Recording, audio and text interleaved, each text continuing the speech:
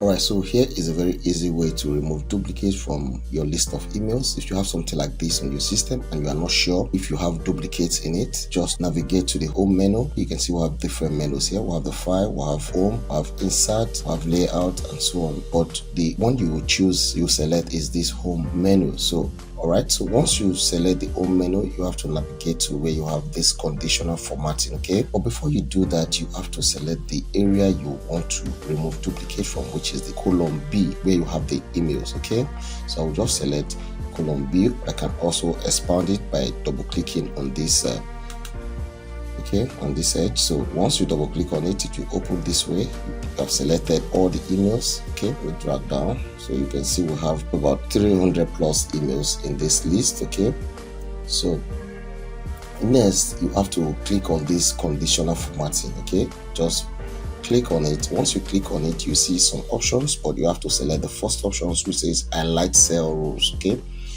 once you select that, you see other options. Then you go all the way down to duplicate values. Okay, you select these duplicate values and then click on OK.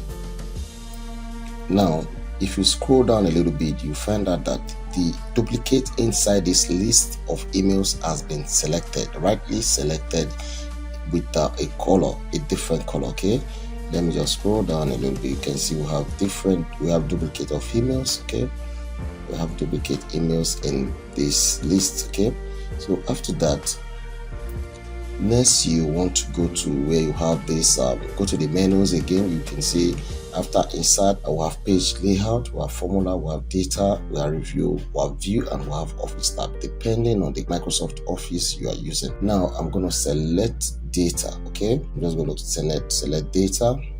So once you select this data menu, you navigate to where you have remove duplicate. Okay, you can see remove duplicate here. All right, so you look for remove duplicate.